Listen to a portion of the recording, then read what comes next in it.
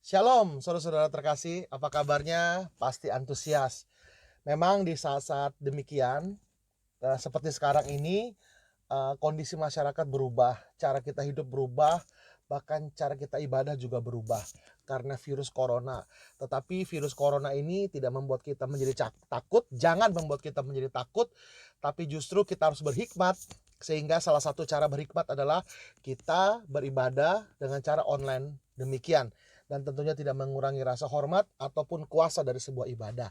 Nah, hari ini saudara-saudara dari JKI MCC, saya hari ini mau share firman Tuhan, judulnya Hope in Hopeless Time. Pengharapan pada saat-saat di mana tidak ada pengharapan.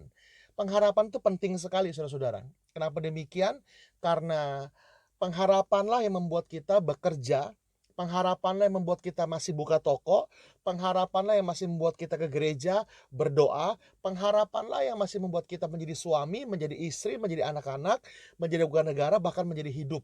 Jadi ketika orang kehilangan uang, dia masih bisa bekerja. Ketika dia kehilangan sukacita sekalipun, dia masih bisa berkreasi. Tapi kalau orang kehilangan pengharapan, dia akan kehilangan segala-galanya. Makanya saudara-saudara, jangan sampai kita kehilangan pengharapan. Karena kalau kita kehilangan pengharapan, kita kehilangan alasan untuk bekerja. Kita kehilangan alasan untuk ke gereja. Kita kehilangan alasan untuk berdoa. Ketika kita kehilangan pengharapan, maka kita kehilangan alasan menjadi suami, menjadi istri, menjadi bahkan manusia hidup. Oleh karena itu, ketika orang kehilangan pengharapan, dia kehilangan segala-galanya. Makanya jangan kehilangan pengharapan. Nah, tema khotbah hari ini sekali lagi adalah Hope in Hopeless Time. Pengharapan di tengah-tengah waktu di mana tidak ada pengharapan. Kita buka Alkitab kita sekalian. 2 Tawarikh 7 ayat 1 sampai dengan yang ke-6. Sekali lagi, 2 Tawarikh 17 ayat 1 sampai dengan ke-6. Demikian firman Tuhan. Maka Yosafat anaknya menjadi raja menggantikan dia sebagai pemimpin Israel. Ia memperkuat dirinya dengan menempatkan tentara di semua kota yang berkubu di Yehuda dan pasukan-pasukan pendudukan di tanah Yehuda serta di kota-kota Efraim yang direbut oleh Asa ayahnya. Dan Tuhan menyertai Yosafat karena ia hidup mengikuti jejak yang dahulu dari Daud bapa leluhurnya dan tidak mencari Baal-Baal, melainkan mencari Allah ayahnya. Ia hidup menurut perintah-perintahnya dan tidak berbuat seperti Israel. Oleh sebab itu Tuhan mengokohkan kerajaan yang ada di bawah kekuasaannya. Seluruh Yehuda memberikan persembahan kepada Yosafat sehingga ia menjadi kaya dan sangat terhormat. Dengan tabah hati ia hidup menurut jalan yang ditunjukkan Tuhan. Pula ia menjauhkan dari Yehuda segala bukit pengorbanan dan tiang berhala. Saudara-saudara, masalah itu tamu yang tak diundang dan dia nggak sopan. Kenapa saya bilang nggak diundang? Karena gini, tamu yang tidak diundang itu datang, saudara-saudara. Meskipun nggak diundang, dia datang. Dan kalau udah datang, nggak mau pergi-pergi, nggak mau pulang-pulang, diusir pun kadang-kadang nggak mau.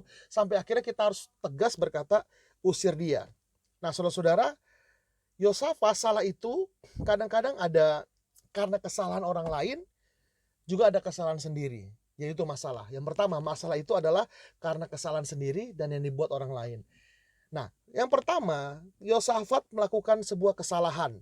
Yaitu apa? Yosafat bersekutu dengan besannya, Raja Israel. Ini ceritanya, kerajaan Israel sudah pecah dua, utara dan selatan, jadi Israel dan Yehuda. Nah, Yosafat ini Raja Yehuda, saudara-saudara. 2 Tawarikh 18 ayat 28, sekali lagi 2 Tawarikh 18 ayat 28, demikian firman Tuhan. Sesudah itu majulah Raja Israel dengan Yosafat Raja Yehuda ke Ramot Gilead. Raja Israel berkata kepada Yosafat, aku akan menyamar dan masuk ke pertempuran, tetapi engkau pakailah pakaian kebesaranmu. Lalu menyamarlah Raja Israel, kemudian mereka maju ke pertempuran. Adapun Raja negeri Aram telah memberi perintah kepada para panglima pasukan keretanya demikian. Janganlah kamu berperang melawan sembarang orang, melainkan melawan Raja Israel saja. Segera sesudah para panglima pasukan kereta itu melihat Yosafat, mereka berkata, itu Raja Israel. Lalu mereka mengepung dia untuk menyerang dia. Tetapi Yosafat berteriak dan Tuhan menolongnya. Allah membujuk mereka untuk pergi daripadanya. Jadi mereka berpikir ini Raja Israel. Padahal Yosafat bukan Raja Israel. Yosafat raja dari Yehuda. Ayat 32, segera sesudah para panglima pasukan kereta itu melihat bahwa dia bukanlah raja Israel, maka mundurlah mereka daripadanya. Tetapi seseorang menarik panahnya dan menembak dengan sembarangan saja dan mengenai raja Israel di antara sambungan baju zirahnya. Kemudian ia berkata kepada pengemudi keretanya, putar, bawa aku keluar dari pertempuran sebab aku sudah luka. Ini raja Israel, saudara-saudara. Tetapi pertempuran itu bertambah seru pada hari itu dan raja Israel tetap berdiri dalam kereta berhadapan dengan orang Aram. Itu sampai petang ia mati ketika matahari terbenam. Yosafat raja Yehuda pulang dengan selamat ke istananya di Yerusalem. Ketika itu Yehu bin Hanani pelihat itu, dia seorang nabi, saudara-saudara, pergi menemuinya dan berkata kepada raja Yosafat, sewajarnyakah engkau menolong orang fasik dan bersahabat dengan mereka yang membenci Tuhan? Karena hal itu Tuhan murka terhadap engkau. Namun masih terdapat hal-hal baik padamu, karena engkau menghapuskan tiang-tiang berhala dari negeri ini dan mencari Tuhan dengan tekun. Saudara-saudara, ada kesalahan yang dibikin Yosafat, kesalahan sendiri, saudara-saudara. Masalah itu datang karena dibuat sendiri. Dia bersatu, berkoalisi dengan besannya raja Israel, dan itu tidak menyenangkan Tuhan. Kenapa? Karena raja Israel itu jahat, mereka penyembah berhala. Dan Yosafat maju berperang dan hampir mati, saudara-saudara, dan Tuhan tolong dia.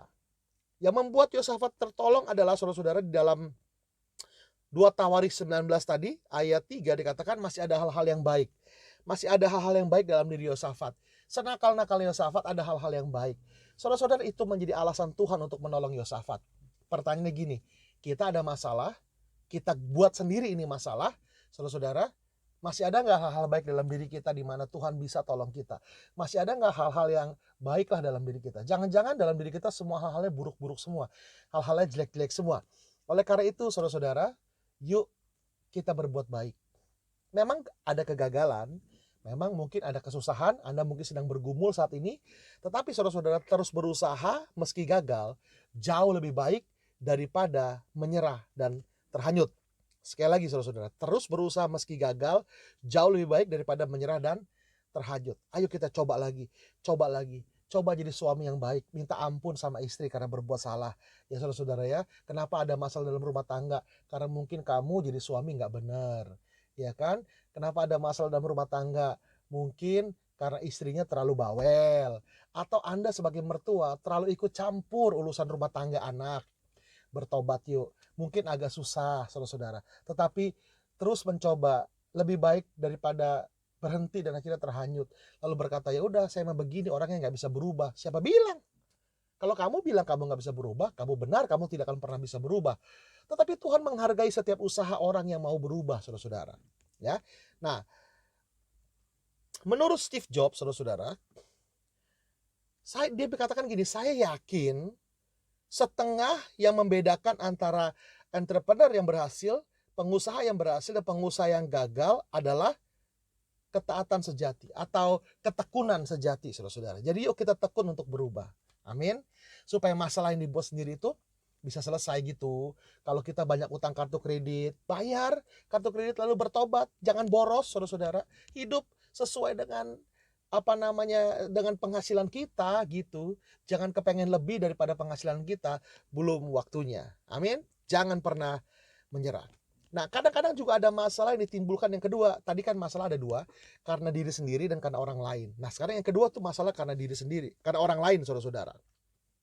Ya, karena orang lain. Saudara-saudara, kita udah baik-baik, kita udah jaga diri sedemikian rupa, tapi masalah datang aja, karena dia tamu tadi undang kan, dia datang, nah kalau udah datang dia nggak mau pergi-pergi. Dia kayak corona ini, saudara-saudara. Siapa sih yang minta corona? Salah siapa sih ini? Kita nggak tahu salah siapa, dan mungkin juga bukan salah siapa-siapa. Tapi itu akhirnya corona ini mengganggu kita. Itu akhirnya corona ini bahkan sudah menyakiti begitu banyak orang, saudara-saudara. Dia tamu tak diundang. Nah, masalah datang kepada Yosafat. Ya, masalah datang kepada Yosafat dan kerajaan Yehuda ketika Bani Amon, Bani Moab, dan orang-orang dari pegunungan Seir menyerang. Nah, sekarang kita baca 2 Tawarikh 20 ayat 1 sampai dengan 2. 2 Tawarikh 20 1 sampai dengan yang kedua. Ini masalah yang dibikin oleh orang lain.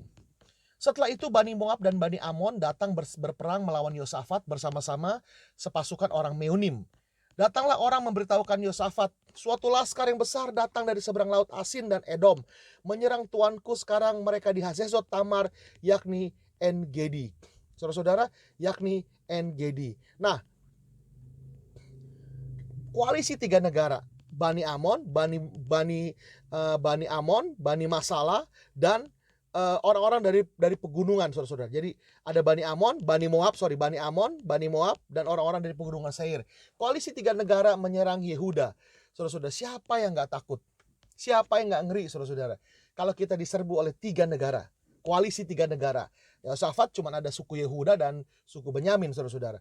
Tentunya Yosafat sangat takut sekali, saudara-saudara. Tetapi di ayat yang ketiga, ini keren sekali. Dikatakan ini, Yosafat menjadi takut. Siapa sih yang nggak takut? Siapa sih yang nggak pernah takut? Saudara-saudara, karena virus corona ini, banyak orang saya lihat lucu sekali. Karena mereka ada dua kutub akhirnya. Satu adalah orang-orang Kristen yang berkata, jangan takut dengan corona. Kalau kita orang Kristen nggak boleh takut dengan corona. Harusnya corona yang takut sama kita. Masa gereja tutup lalu ibadah di rumah-rumah karena takut sama corona? Saudara-saudara, lalu kutub yang kedua berkata, ini bukan takut, kita ibadah di rumah berhikmat, saudara-saudara. Saya jadi geli sendiri dengan pendeta-pendeta yang mengatakan akan tetap bikin ibadah di gereja. Mereka nggak takut dengan anjuran pemerintah. Mereka nggak takut dengan anjuran ya pemerintah tentunya yang pengen istirahat, mengistirahatkan orang supaya tidak social distancing begitu, saudara-saudara ya. Seperti itu. Nah, saudara-saudara, bisa nggak sih orang nggak punya rasa takut? Nggak bisa, saudara-saudara. Rasa takut itu adalah alarm alami yang Tuhan taruh dalam batin kita. Tujuannya apa? Rasa takut itu. Rasa takut, rasa cemas, khawatir itu seperti alarm dalam jiwa kita. Tujuannya apa? Sederhana, saudara-saudara. Tujuannya untuk memperingati kita bahwa sesuatu yang buruk mungkin sedang terjadi atau berpotensi terjadi. Maksudnya apa itu? Maksudnya adalah supaya kita berjaga-jaga, lebih berjaga-jaga, dan juga berdoa. Bukan supaya kita tinggal dalam ketakutan, saudara-saudara. Karena takut itu bukan masalahnya. Tetapi respon kita menghadapi ketakutan itu yang bermasalah, saudara-saudara. Jadi tidak mungkin orang gak punya rasa takut. Bayangkan kalau Anda punya anak itu gak punya rasa takut. Lalu dia mau izin pergi malam, jam 6 sore dia pergi, Anda bilang pulang di rumah jam 9 malam paling terlambat. Dia pulang pagi, saudara-saudara. Dia nggak takut sama Anda sebagai orang tuanya. Kenapa? Karena dia nggak punya rasa takut. Dia sekolah, dia lawan gurunya. Dia pukul gurunya. Kenapa? Karena dia nggak punya takut. Di jalanan, dia lawan polisi, saudara-saudara. Kenapa dia lawan polisi? Karena dia nggak takut dengan petugas. Jadi orang yang nggak punya rasa takut itu lebih menghancurkan, saudara-saudara. Dan nggak mungkin kita nggak punya rasa takut. Yang harus kita lakukan adalah mengendalikan rasa takut itu. Beda antara orang takut dengan pengecut itu beda, saudara-saudara. Nah, kita semua menghindari ibadah rumah bukan karena kita takut. Tapi kita sedang memerangi virus corona. Salah satu cara yang paling ampuh dalam memerangi virus corona, memutus mata rantai penularan adalah social distancing. Di mana kita diam di rumah, gak usah ngapa-ngapain, ibadah pun di rumah, saudara-saudara. Jadi bukan takut yang menjadi masalah buat kita, tetapi bagaimana kita merespon rasa takut. Apa yang kita lakukan setelah rasa takut itu datang? Nah, ayat 3, 2 Tawarik 20 ayat 3 berkata gini, Yosafat menjadi takut. Wajar, saudara-saudara. Kemudian, lalu mengambil keputusan untuk mencari Tuhan. Ia menyerukan kepada seluruh Yehuda supaya berpuasa. Yosafat menjadi takut. Lalu dia menyerukan kepada seluruh Yehuda untuk mencari Tuhan. Responnya beda, saudara-saudara. Dia punya takut dikeroyok 3 negara, koalisi 3 negara, dia ketakutan. Tapi kemudian dia nggak minta bantuan dukun, nggak seperti kemarin dia minta bantuan Israel, saudara-saudara, ya kan? Dia tidak mencari bantuan kemana-mana, dia datang cari Tuhan. Saat ini, saudara-saudara, kita semua sedang takut dengan corona. Kemana kita mau berlari? Begini, saudara. Ketika kerusuhan 98 bulan Mei di Jakarta, banyak orang-orang Jakarta itu kabur ke Singapura atau kabur ke Australia. Malah beberapa orang masih tinggal di sana, saudara-saudara. Nah, kita bisa kabur ke Singapura atau ke Australia. Tapi kalau Singapura dan Australia juga rusuh, kita bisa pindah ke Amerika. Kita bisa pindah ke Belgia. Kita bisa pindah ke Italia. Nah, sekarang saudara-saudara dalam keadaan demikian, saya mau tanya, mau lari kemana, saudara-saudara? Singapura ada corona. Australia corona, Amerika corona, Italia apalagi, saudara-saudara. Vatikan apalagi. Kemana kita mau lari? Kecuali kepada Tuhan. Saudara-saudara, Tuhan tempat penghiburan kita. Dia kubu pertahanan kita, kubu perlindungan kita. Yuk kita cari dan berlindung kepada Tuhan. Kita doa minta perlindungan Tuhan, saudara-saudara. Kita berpuasa, kita baca Alkitab. Kalau Anda mau baca Mazmur 91, renungkan Mazmur 91. Ucapkan, baca dengan bibir, dengan suara supaya telinga Anda dengar. Bagi-bagi, misalkan satu bapak, satu istri, dua anak. Mazmur 91 dibagi 4, saudara-saudara. Duduk melingkar, suaminya baca dari ayat berapa sampai ayat berapa, istrinya dari berapa ayat berapa, anak-anaknya baca semua. Jadikan itu iman keluarga bahwa Tuhan melindungi, saudara-saudara. Dan begini loh, kalaupun kita terpapar dengan virus corona, kita punya Tuhan, saudara-saudara, yang ngejaga dan melindungi kita. Kalaupun kita harus lewat juga, kita harus permisi dari dunia ini, hidup kita di tangan Tuhan, saudara-saudara. Kita udah bersama-sama dengan Tuhan. Jadi jangan pernah takut. Amin, saudara-saudara. Nah, Nelson Mandela pernah berkata, Courage, keberanian is not the absence of fear, but the triumph over it. Keberanian itu bukanlah ketiadaan rasa takut, tapi kemenangan atas rasa takut. Maksudnya dia sederhana. Orang berani itu bukan orang sembrono. Orang berani itu bukan orang yang sudah gak punya rasa takut lagi, saudara-saudara. Orang berani itu adalah orang yang berhasil mengatasi rasa takutnya dia menjadi positif. Nah, kenapa orang takut? Gini, saudara. Orang takut itu karena mereka nggak tahu. Dahulu kala orang takut dengan petir. Dan mereka menganggapnya dewa petir lagi marah. Ketika badai di lautan, mereka takut karena badai itu dianggap dewa lagi berantem, lagi marah, saudara-saudara. Hingga mereka takut. Tapi lambat laun ilmu pengetahuan membongkar itu semua. Dan ilmu pengetahuan menyatakan bahwa petir itu adalah karena ada gelombang panas dari bumi dan langit dan segala macam udara, dan akhirnya terjadi petir. Orang bisa tahu. Dan akhirnya orang nggak takut dengan petir. Bahkan kita bisa mengendalikan petir, saudara-saudara, dengan penangkal petir dan lain sebagainya. Nah, orang takut karena orang tidak tahu. Ketidaktahuan membuat orang takut, saudara-saudara. Bagaimana orang menjadi tahu? Orang menjadi tahu dengan indera. Indera pelihat, indera perasa, peraba, saudara-saudara, orang jadi tahu. Nah, kadang-kadang orang takut dengan yang dia tidak tahu. Ketika dia tahu, dia menjadi berani, saudara-saudara. Ya. Nah, jadi orang itu bergerak dengan apa? Dengan knowledge, dengan pengetahuannya dia. Kita tidak takut dengan corona. Kenapa? Karena para ahli berkata bla bla bla bla. Contohnya, sering cuci tangan dengan sabun dan air bersih, social distancing supaya nggak banyak ketemu orang, makanya nggak tertular corona. Olahraga dengan teratur, makan makanan bergizi, vitamin C dan vitamin E perbanyak, bahkan vitamin K perbanyak, makan buah-buahan akan membuat daya tahan tubuh kita kuat. Itu pengetahuan, saudara-saudara. Tetapi sehari ini saya mau ajak kita begini, saudara-saudara. Sebagai anak Tuhan, kita harus keluar dari bergerak dengan ilmu pengetahuan, dari knowledge, move by knowledge to move by faith. Dari bergerak secara knowledge, bergerak secara iman, dengan iman bergerak, saudara-saudara. Nah, Nuh dengan bahteranya, Abraham keluar dari Ur Kasdim, Abraham punya anak Ishak, Petrus berjalan di atas air. Itu adalah orang-orang yang bergerak dengan iman. Ketika Nuh disuruh bangun bahtera, pikirkan gimana cara bangunnya, saudara-saudara. Infrastrukturnya belum ada. Bagaimana ngegergaji pohonnya. Tapi jadi juga kan. Kenapa? Karena Nuh bukan cuma bergerak dengan knowledge, tapi dia bergerak dengan iman. Abraham keluar dari Ur Kasdim. Pergilah, kata Tuhan, ke tempat yang akan aku tunjukkan kepadamu. Di mana? Nggak tahu. Akan ditunjukkan. Di mana? Nggak tahu. Tapi Abraham jalan juga. Abraham, keturunanmu akan banyak nanti. Mana? Nggak punya anak sampai istrinya mati haid, nggak punya anak, saudara-saudara. Tapi akhirnya punya anak juga. Lalu Petrus berjalan di atas air. Coba pikiran kita, berat jenis tubuhnya, berat jenis tubuh Petrus lebih berat daripada air, pasti tenggelam. Tapi orang yang berjalan dengan iman, dia berjalan dan akhirnya jalan di atas air, saudara-saudara. Hari di tengah-tengah virus corona ini, di tengah-tengah kesulitan ekonomi ini, move by faith. Ada Tuhan yang melindungi kita, saudara-saudara. Ada Tuhan yang menjaga kita. Ada Tuhan yang memelihara hidup kita, saudara-saudara. Jadi keputusan Yosafat itu tepat sekali. Dia mengambil keputusan untuk ikut Tuhan. Keputusan untuk cari Tuhan, saudara-saudara. Ya, nah apa yang dilakukannya dia? Ada 3 hal yang Yosafat lakukan, saudara-saudara. 1 Tawari 20 ayat 3-4. ayat 3-4 katakan gini, Yosafat menjadi takut lalu mengambil keputusan untuk mencari Tuhan. Ia menyerukan kepada seluruh Yehuda supaya berpuasa. Dan Yehuda berkumpul untuk meminta pertolongan daripada Tuhan. Mereka datang dari semua kota di Yehuda untuk mencari Tuhan. Yosafat cari Tuhan, saudara-saudara. Minta pertolongan Tuhan. Yuk di saat-saat sulit gini kita cari Tuhan, kita minta pertolongan Tuhan, kita minta penjagaan Tuhan, kita minta pertolongan Tuhan. Itu langkah yang tepat, saudara-saudara.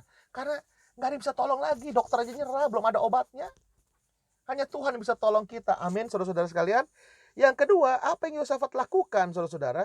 Yosafat berperang. Ya, ayat 14-20 di 2 Tawarik 20 tadi 14-20 dikatakan gini. Lalu Yahaziel bin Zakaria bin Benaya bin Matanya, seorang Lewi dari Bani Asaf, dihinggapi roh Tuhan di tengah-tengah jemaah. Lalu dan berseru, camkanlah hai seluruh Yehuda dan penduduk Yerusalem dan tuanku Raja Yosafat, beginilah firman Tuhan kepadamu. Janganlah kamu takut dan terkejut karena laskar yang besar ini. Sebab bukan kamu yang akan berperang, melainkan Allah. Besok haruslah kamu turun menyerang mereka. Mereka akan mendaki pendakian Ziz, dan kamu akan mendapati mereka di ujung lembah di muka padang gurun Yeruel. Dalam peperangan ini tidak usah kamu bertempur, hai Yehuda dan Yerusalem. Tinggallah berdiri di tempatmu dan lihatlah bagaimana Tuhan memberikan kemenangan kepadamu. Janganlah kamu takut dan terkejut. Majulah, besok menghadapi mereka. Tuhan akan menyertai kamu. Lalu berlututlah Yosafat dengan mukanya ke tanah. Seluruh Yehuda dan penduduk Yerusalem pun sujud di hadapan Tuhan dan menyembah kepadanya. Kemudian orang Lewi dan dari Bani Kehat dan Bani Korah bangkit berdiri untuk menyanyikan puji-pujian bagi Tuhan Allah Israel dengan suara yang sangat nyaring. Berperang, saudara-saudara. Berperang, ya, berperang. Jadi dari mana firman itu datang? Ketika mereka berdoa, mereka dapat firman, saudara-saudara. Ya, dapat firman. Jadi Yosafat maju ke medan peperangan. Dia tidak ngumpat lari ketakutan. Seperti kita tidak ngumpat lari ketakutan, kita mencoba untuk mengatasi virus corona, saudara-saudara. Yang ketiga adalah 2 Tawarik 20 tadi ayat 21, 26 dan 28. 21 dikatakan, setelah ia berunding dengan ayat 20 ayat 21, setelah ia berunding dengan rakyat, ia mengangkat orang-orang yang akan menyanyi-nyanyi untuk Tuhan dan memuji Tuhan dalam pakaian kudus yang semarak. Pada waktu mereka keluar, dibuka orang bersenjata sambil berkata, nyanyikanlah nyanyian syukur bagi Tuhan bahwasanya itu selama-lamanya kasih setianya. Ayat 26 sampai dengan 28 dikatakan, pada hari keempat mereka berkumpul di lembah pujian, di sanalah mereka memuji Tuhan. Dan itulah sebabnya menamakan tempat itu lembah pujian hingga sekarang. Lalu pulanglah sekalian orang Yehuda dan Yerusalem dengan Yosafat di depan. Mereka kembali ke Yerusalem dengan sukacita karena Tuhan telah membuat mereka bersukacita karena kekalahan musuh mereka. Mereka masuk ke Yerusalem dengan gambus dan kecapi dan nafiri lalu menuju rumah Tuhan. Jadi yang pertama tadi adalah saudara-saudara, Yosafat cari Tuhan. Yang kedua, Yosafat pergi berperang. Yang ketiga, mereka memuji Tuhan. Bayangkan saudara-saudara, peperangan yang paling keren di dunia ini bukan dimenangkan dengan bom nuklir, tapi dengan pujian penyembahan kepada Tuhan. Daripada nonton sinetron tambah pusing, saudara-saudara. Daripada baca-baca virus corona tambah pusing. Baca tentang virus corona, berita hoax yang begitu luar biasa. Sebaiknya kita memuji Tuhan. Hari ini di rumah masing-masing kita memuji Tuhan. Suami pimpin pujian, sama-sama kita menyembah Tuhan. Kuatkan anak-anak di rumah, kuatkan orang-orang rumah bahwa masih ada Tuhan. Sembah Tuhan. Kalau nggak bisa nyanyi seperti saya, setel lagu-lagu rohani, ikut menyembah Tuhan, saudara-saudara. Rumah kita harus penuh dengan hadirat Tuhan. Bukan penuh dengan hadirat corona yang menakutkan, tapi penuh dengan hadirat Tuhan. Yuk, kita sembah Tuhan. Jadi ada 3, Yosafat cari Tuhan, Yosafat maju berperang, bukan ketakutan, Yosafat memuji Tuhan. Jadi saudara-saudara, orang yang memuji Tuhan, dia percaya kepada Tuhan, lalu dia bersyukur kepada Tuhan. Lembah pujian. Lembah pujian dalam bahasa Ibraninya berakah. Asal katanya barak, saudara-saudara. Ya, berakah itu artinya blessing, atau berkat, atau sumber berkat, kemakmuran, pujian kepada Tuhan, hadiah, saudara-saudara. Berasal dari kata barak, artinya berlutut, untuk memuji atau untuk menghormati. Jadi saudara-saudara, yuk kita memuji Tuhan. Kita menyembah Tuhan. Karena hadiratnya, berkatnya ada di hadiratnya. Kuasanya ada di hadiratnya. Kemakmuran ada di hadirat Tuhan. Saya tutup dengan 2 Tawarik 20 ayat 25 berkata, lalu Yosafat dan orang-orangnya turun untuk menjarah barang-barang mereka. Ini setelah mereka kalah. 3 bangsa itu kalah karena pujian, saudara-saudara. Lalu katakan, mereka menemukan banyak ternak, harta milik, pakaian, dan barang-barang berharga yang mereka rampas itu. Lebih banyak daripada yang dapat dibawa. 3 hari lamanya mereka menjarah barang-barang itu karena begitu banyaknya. 3 hari, saudara-saudara. Menjarah 3 hari. Berarti kemakmuran 3 kali lipat daripada sebelumnya. Karena pujian penyembahan. Karena orang yang datang mendekat kepada Tuhan. Kalau mungkin kerja sehari dapat 500.000, ini 1,5 juta, saudara-saudara. Bayangkan itu sehari. Karena apa? Mereka berharap kepada Tuhan. Dan terakhir, 2 Tawarik 20:28 berkata gini, mereka masuk ke Yerusalem dengan gamus dan kecapi dan nafiri lalu menuju rumah Tuhan. Pada akhirnya dengan rampasan itu mereka menuju kepada rumah Tuhan. Karena dari harta itu ada bagian untuk Tuhan, saudara-saudara ya. Ada bagian yang menjadi milik Tuhan, ada bagian yang punya Tuhan. Yuk, kita sungguh-sungguh cari Tuhan, kita sungguh-sungguh berdoa. Mari berdoa. Bapa di surga, hamba-Mu memberkati seluruh jemaat. Kiranya keberanian daripadamu ada di hati mereka. Ketenangan daripadamu ada di hati mereka. Lindungi kami sekalian dari virus corona. Tutup bungkus kami dengan darah-Mu dari ujung rambut sampai ujung kaki. Lindungi kami Tuhan. Diselubungi kami dengan api kemuliaan-Mu. Sehingga tidak bisa satu virus pun mendekati kami. Sampai dengan radius 5 meter sekeliling kami. Tidak ada satu virus pun mampu mendekati kami. Tuhan lindungi dan jagai anak-anak-Mu. Berkati firman-Mu biar menjadi milik pusaka kami sampai selama-lamanya. Di dalam nama Tuhan Yesus Kristus. Amin. Tuhan memberkati saudara-saudara sekalian. Tetap kuat, tetap antusias. Salam dari saya, Leo Immanuel. Dahsyat.